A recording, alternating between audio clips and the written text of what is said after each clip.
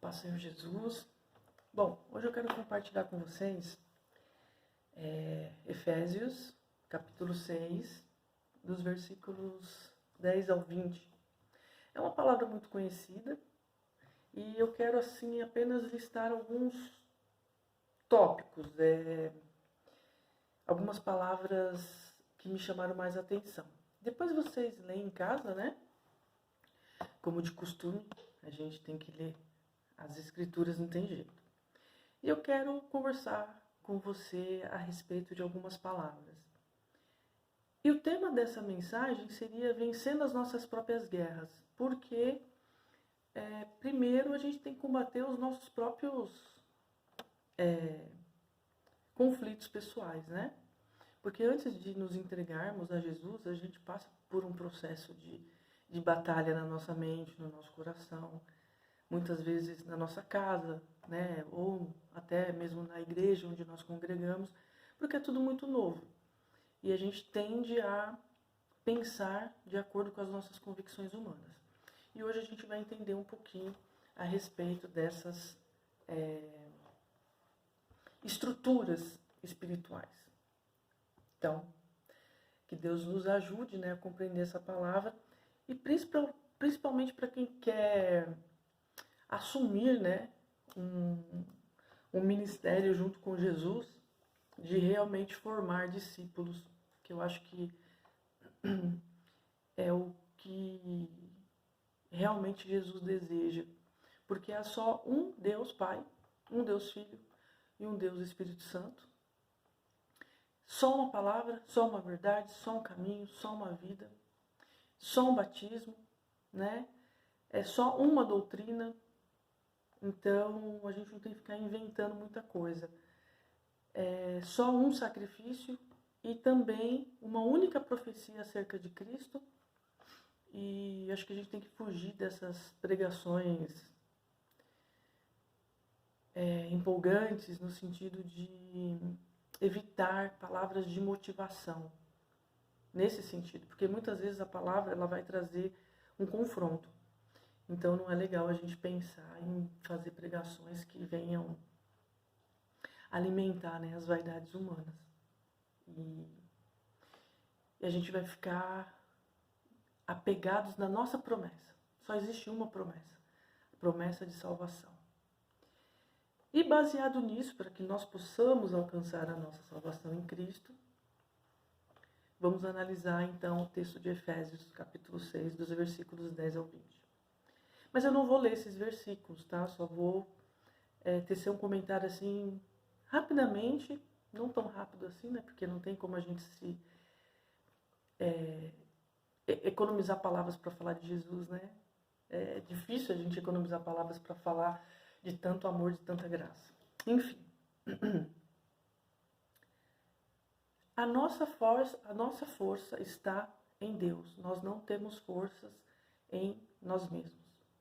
Primeira coisa que eu acho que tem que ficar claro quando eu li essa passagem foi assim, uma das primeiras coisas que eu compreendi. Deus é a nossa força.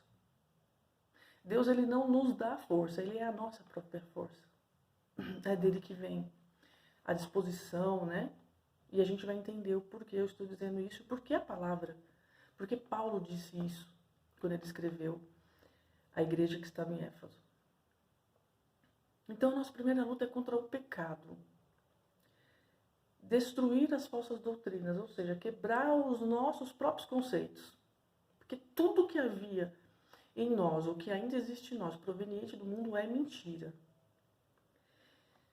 E aí a gente começa aqui a tentar pelo menos compreender e efetivamente buscar essa compreensão, essa sabedoria, para sabermos como vencer as nossas guerras particulares. Eu tomei essa palavra para mim, assim, como eu posso vencer a própria Veridiana, de Veridiana versus Veridiana. Porque existem duas, a Veridiana que adora em espírito e em verdade, e a Veridiana que ainda é carne. E eu não posso me desfazer da minha carne, né? Pelo menos por enquanto. Primeiro ponto, ser forte. E ser forte significa se esforçar a buscar a Deus. Isso é ser forte. Segundo ponto, vestir a armadura de Deus. Armadura, só tem uma, não existem outras. Se estão te vendendo alguma outra coisa, é réplica, é fake, é fantasia de carnaval, eu não sei. Mas a armadura de Deus é uma só. E a gente vai ver cada item delas no decorrer do vídeo. Então nós temos que estar vestidos. É a única roupa que nós precisamos ter no mundo espiritual, na nossa vida com Cristo. Terceiro ponto, permanecer. Mas é permanecer de qualquer jeito? Não. A palavra diz, através do apóstolo Paulo, a quem recebeu essa nomenclatura com toda a honra e louvor, porque ele realmente foi um imitador de Cristo, permanecer firme. Não é de qualquer jeito, é firme, né? Para que possamos resistir ao quê? As estratégias do diabo. Não é discutir com o diabo, não é ficar falando, gastando tempo, perguntando o nome, de onde vem, para que veio, se foi feito macumba. Não, a nossa conversa é com Deus. A nossa conversa é única e exclusivamente com o nosso Salvador.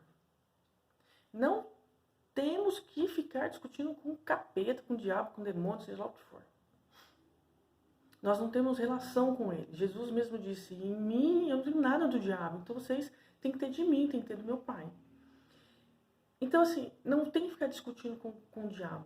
A gente tem que reconhecer as estratégias que ele elabora contra a nossa vida, reconhecendo isso, tendo discernimento, aí nós resistimos. Nós não nos entregamos a essas fábulas, a essas conspirações diabólicas. Porque a gente sabe que o diabo ele anda ao derredor, procurando a quem possa destruir. E quem ele quer destruir? Jesus ele não pode, Deus ele não pode, o Espírito Santo ele não pode, então ele quer destruir a nós. Que somos feitos da imagem e semelhança de Cristo. Então quando ele olha pra gente, ele vê um Cristo. Ele vê um Jesus em nós, ele vê um Deus em nós. Nesse sentido espiritual. Porque nós somos feitos da imagem e semelhança de Deus. Então ele nos odeia. Só porque nos parecemos com Deus. Mas, para nos parecermos com Deus, temos que estar em Deus. Né? Nós temos que ter... É a mesma coisa. Dizem que em algumas questões eu me pareço com a minha mãe, outras com o meu pai. Mas eu tenho um pouco dos dois. Até da minha avó paterna eu tenho um pouco. Porque é genética. Então, quando as pessoas olham para mim, elas enxergam alguma coisa da minha mãe. E quando elas olham também para mim, elas enxergam alguma coisa do meu pai. Enfim. Quarto ponto.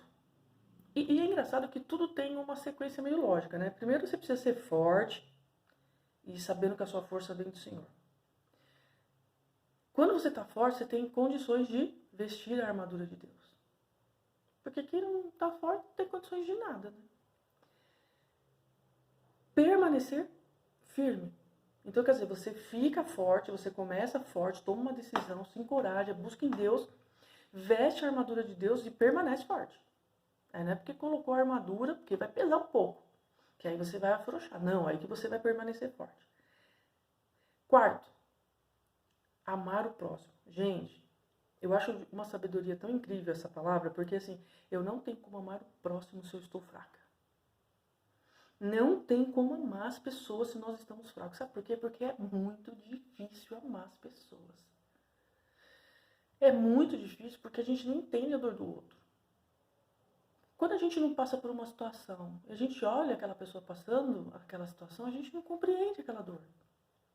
Por isso que Deus ele nos faz passar por situações que a gente sofra para a gente entender a dor do outro. Então, quando você estiver passando uma situação difícil, permaneça firme. Porque mais na frente você vai encontrar alguém e a sua vida vai servir de testemunho para salvar, para libertar, para curar essa pessoa. Então, nós temos que amar ao próximo. E para isso precisamos estar fortes. A nossa luta ela não é contra a carne. Então, se te fizerem mal, se te fizerem alguma ofensa, deixa para lá. Resista às estratégias do diabo. Por quê? Porque quando alguém não está em Deus, essa pessoa é facilmente manipulada. Então, o que pode acontecer? Ela ser como uma seta. E aí o diabo vem, distorce a fala, distorce o comportamento, te contamina com mentiras, com coisas que não existem, e aí você fica alimentando aquele ódio por alguém que é o seu próximo. E aí não tem como agradar a Deus. Porque existe um mandamento: amar a seu Deus com toda a sua força e ao teu próximo. E uma promessa, de acordo com o mandamento: a salvação. Quinto, resistir ao inimigo. Aqui não é para você ficar combatendo as trevas. Lógico que a gente tem todo um entendimento de que a gente tem que batalhar, né? Pela nossa fé, por uma comunhão com Deus. Mas não é saindo no ringue com Satanás, ou brigando com gente que confessam outra fé. Deixa as pessoas, prega Jesus. Fala você a verdade, não importa o que estão dizendo.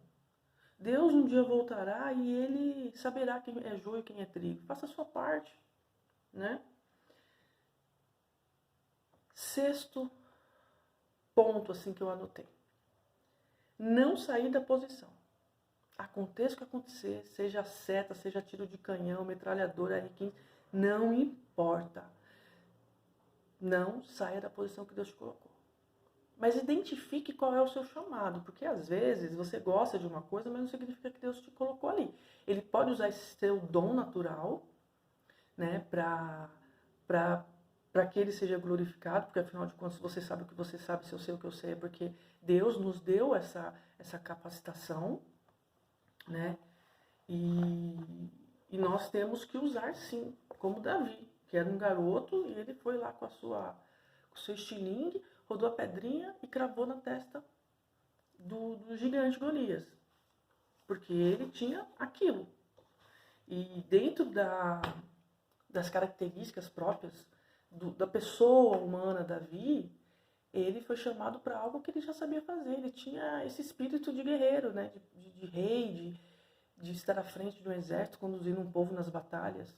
Ele não foi chamado para ser sacerdote, ele não foi chamado para cantar no púlpito, ele não foi chamado para pregar.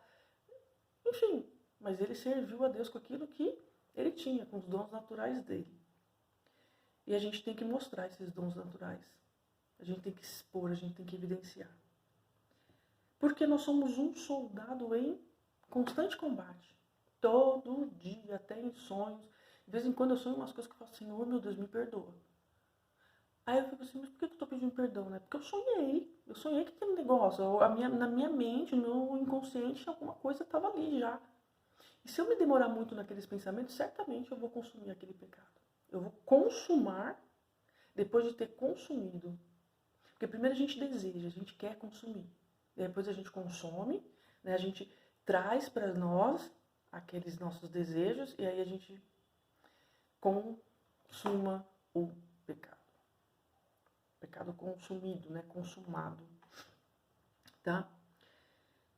Sétimo ponto: se manter em pé depois da batalha.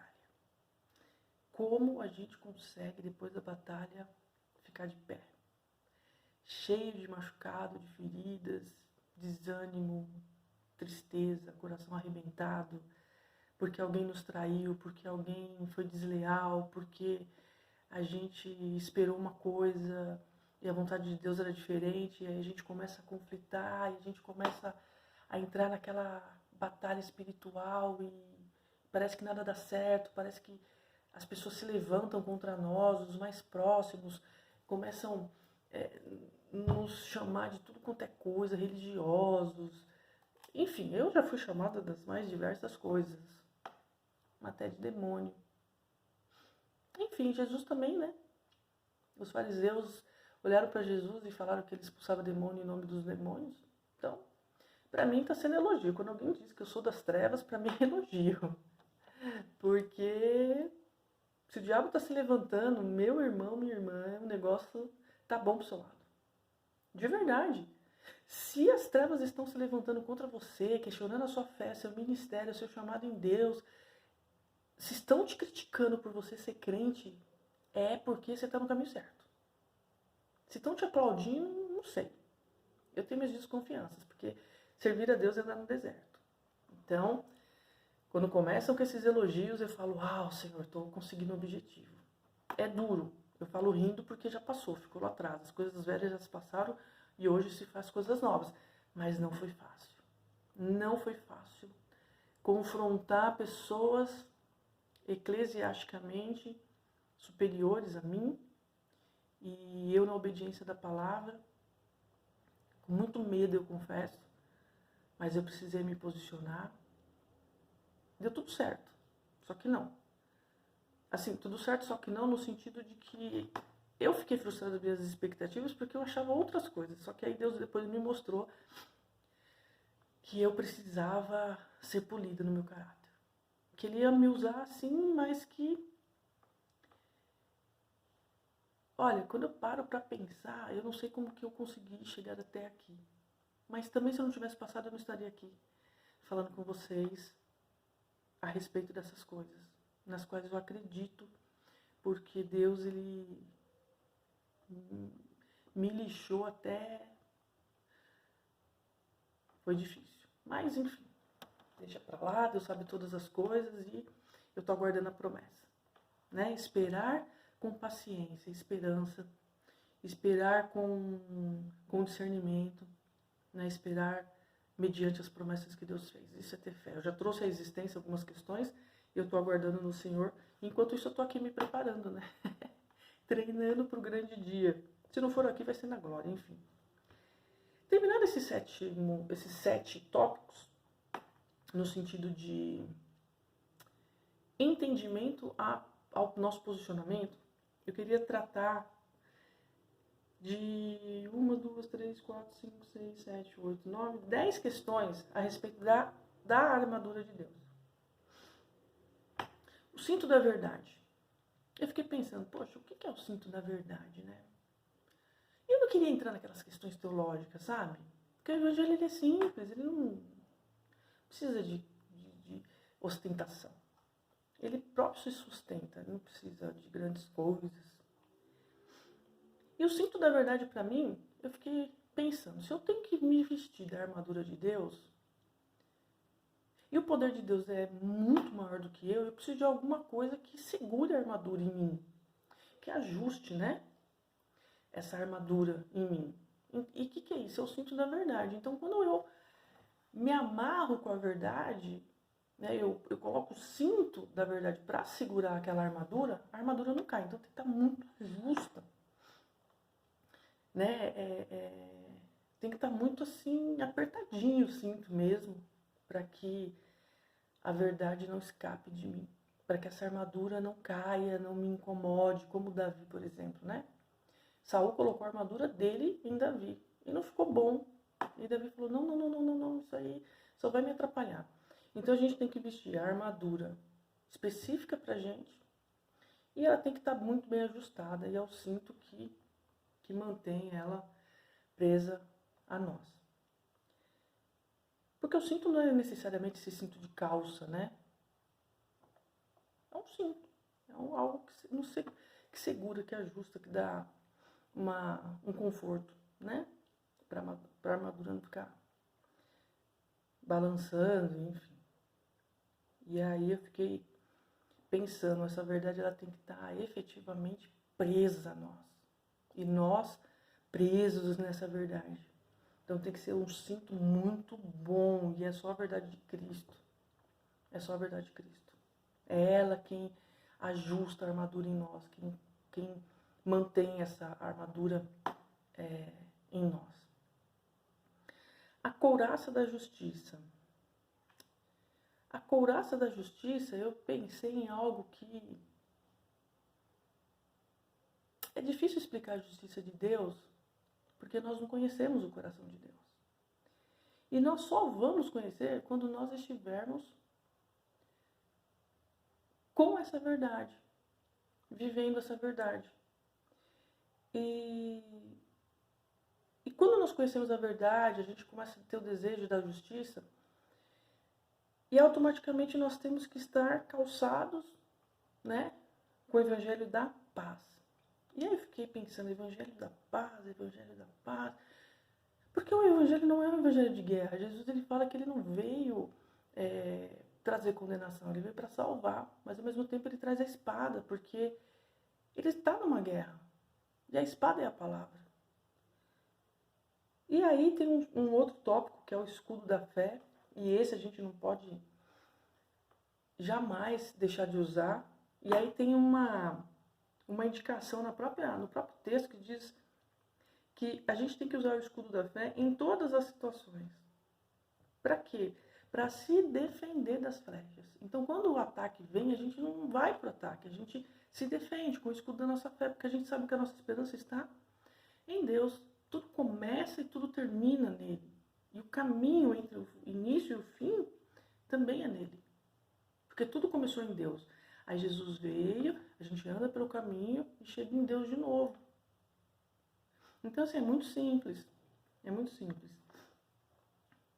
E aí o capacete da salvação, que vai proteger a nossa mente, que vai nos dar condições de buscar a verdade, de buscar a Deus, de nos manter com o nosso pensamento limpo, santo, para que a gente não deixe nenhuma brecha para o inimigo agir. E aí isso também torna a nossa batalha um pouco mais fácil. Quando nós vigiamos mais, nós temos uma tendência a perceber melhor as coisas. Porque aqui, depois do capacete da salvação, o que me chamou a atenção foi espada do Espírito, que é exatamente isso. É a palavra, é combater com a espada do Espírito. Não é com murros e pontapés, não é por força, é com amor, espada do Espírito. E o Espírito Santo, ele não é mal educado, ele é gentil. Então por que a gente vai falar palavras, duras para as pessoas? Não, vamos usar a espada do Espírito. E aí depois vem oração no Espírito, exatamente para saber manejar, usar essa espada. Se a gente não souber manipular a espada, a gente só vai fazer bobeira, você vê, né? Davi, quando foi para a guerra com Golias, ele não usou uma espada, ele nem sabia manejar uma espada, ele era pastor de ovelhas. Jesus também, ele não sabia manejar uma espada. Tanto que quando Pedro cortou a orelha do soldado, Jesus falou assim, e aí, qual que é a tua? Quer me envergonhar? Tipo, foi isso que eu te ensinei? É a palavra que eu tenho pregado? Você é louco? Mais ou menos isso. Não assim com essas palavras. Depois, atenção e persistência. Por quê? Porque a gente andando, prestando atenção em tudo, a gente consegue persistir. Porque se a gente não presta atenção, a gente cai. Quando a gente cai, é muito difícil levantar. Porque a gente vai tentar com as nossas forças. A gente está magoado, a gente não vai olhar para Deus. E aí a gente volta lá no início. Vencer as nossas guerras, as guerras são nossas, mas a nossa força é o próprio Deus. Só Ele, através do Espírito Santo, que vai ter poder de nos curar de nós mesmos, de nos tirar desse nosso cativeiro. Aí um outro tópico 9, superar o cativeiro. E continuar pregando, continuar no nosso chamado, continuar fazendo aquilo que Deus nos chamou para fazer. Eu não sei como você se sente em relação a Deus, qual é a sua capacitação, as suas habilidades em Deus. Mas faça, mesmo que não estiver dando resultado. Supera esse cativeiro, supera esse momento. O fato de você estar no deserto, eu estou no deserto, eu estou passando por um momento de treinamento intensivo com Deus, assim, que Ele está desmontando tudo que eu montei. Não é fácil, mas também não é impossível, porque Ele tem me fortalecido. Então eu sei do que eu estou dizendo, porque em mim não há força, mas aí eu falo, Senhor, me ajuda, me ajuda, me ajuda, me ajuda. A minha oração é, Senhor, obrigado, Senhor, me ajuda. Senhor, obrigado, Senhor, me ajuda. Parece um mantra, sabe? Mas não é oração. Porque eu estou persistindo naquilo que eu quero. E eu quero que Ele me ajude e eu quero que Ele me dê forças. Porque sem Ele eu não consigo. Gratidão. Camiseta de... Enfim, eu gosto dela, me sinto bem, eu meio que optei em... Não é uma camiseta da sorte, não tem nada a ver. É gratidão. Gratidão. E o último tópico, que é o tópico 10, coincidência ou não, começa com a letra J, porque eu coloquei os primeiros tópicos em números e depois eu coloquei de A a J. São 10 tópicos. Letra J de Jesus. Assumir responsabilidades. Cristo, quando ele veio ao mundo, ele assumiu uma responsabilidade. Quando ele era menino, lá no Evangelho de Lucas, Lucas diz que ele ainda menino, ele crescia, ele se desenvolvia, ele era sábio, 12 anos ele já estava pregando no templo, ele buscava. Tudo bem que ele era uma pessoa sobrenatural. Ninguém vai explicar o que foi o homem Jesus, mas enfim. Assumir responsabilidades. Dever do cristão. A gente chega num ponto que eu vejo as pessoas, eu falo isso assim com muita tristeza no meu coração, pessoas que não assumem responsabilidades. Elas arrumam serviço, elas arrumam igreja, elas arrumam uma equipe de pessoas para trabalharem ali, para sustentarem a organização, mas elas não têm nenhuma responsabilidade. E eu acho, não estou falando mal de igreja, de pastor, de liderança, não estou falando mal de ninguém. Eu estou dizendo o que passou comigo. Eu falo daquilo que eu vivi, do que eu experimentei com Cristo. Porque muitas vezes eu fiz sem responsabilidade. A única responsabilidade que eu tinha era me autoafirmar. Isso lá no começo, quando eu não tinha maturidade. Hoje eu já tenho outro entendimento. Mas eu sei que Deus ainda tem algo diferente para me mostrar e para me ensinar. Por isso eu estou nesse deserto que eu falei.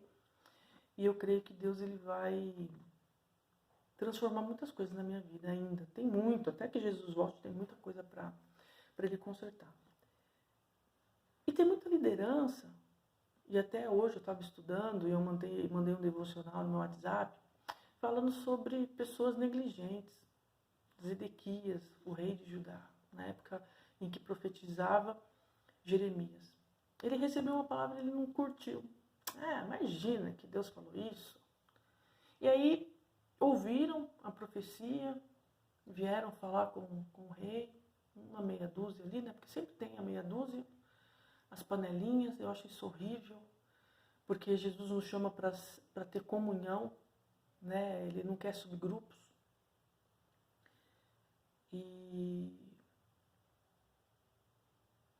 aí eu fiquei pensando sobre esse comportamento, sabe, de Zedequias diante do profeta. Porque tem gente que é rei e acha que sabe tudo. Tem gente que está em lideranças, em cargos, e sabe tudo, e não é assim. Tem que ouvir o profeta. Jesus foi profeta. Ele falava, meu reino nem é daqui, não quero nem saber disso aí. E quando foram lá para instituir o reinado de Jesus Cristo, Jesus, fugiu, ele saiu. Ele falou, eu não quero saber dessa conversa. E por que a gente tem que ficar correndo atrás de coisas humanas? E Deus tem tratado isso comigo assim, de forma muito enérgica, porque eu achava que para fazer a obra eu tinha que ter um cargo, mas eu fazia isso na minha inocência, de verdade, diante de Deus eu falo isso para vocês. Eu achava que para eu fazer alguma coisa eu tinha que ter um cargo, eu tinha que ser obreiro, eu tinha que ser diaconisa, eu tinha que ser pastora, eu tinha que ser sei lá o quê. E aí eu fui me atrevendo nessas questões, eu fui inconsequentemente, porque eu não tinha conhecimento, imaturidade, mas eu estava no tempo da minha ignorância, eu não tinha entendimento, de verdade, eu não tinha. E aí, de repente, eu me vi envolvido em várias coisas, em vários departamentos de organizações religiosas. E aí eu prometi para mim que eu não queria mais. Eu prometi para mim que eu queria dar continuidade ao ministério de Jesus. Qual que é o teu ministério? Jesus. Como chama o seu ministério? Jesus. Como chama a sua igreja? Jesus. Qual a tua obra? Jesus. Qual que é a obra? A obra é Jesus, gente. Você com título, você sem título, a obra é Jesus. A obra é cruz. A obra é amor. A obra é compaixão. Só que para você chegar nesse nível de responsabilidade, entender o que é dever do cristão, você tem que vir aqui no começo. Ser uma pessoa forte, que não negligencia a ovelha, que não negocia chamado, que não negocia palavra. Gente, vão parar de entregar palavras motivacionais em cima dos púlpitos. Meu Deus do céu, isso não vai salvar ninguém. Tem que parar de alisar a vaidade das pessoas. E aí a gente se concentra nesse capítulo 6 de Efésios e a gente veste a armadura de Deus e não uma capa escrito um título atrás. Não uma carteirinha de membresia de uma instituição. E vamos fazer a obra em nome de Jesus.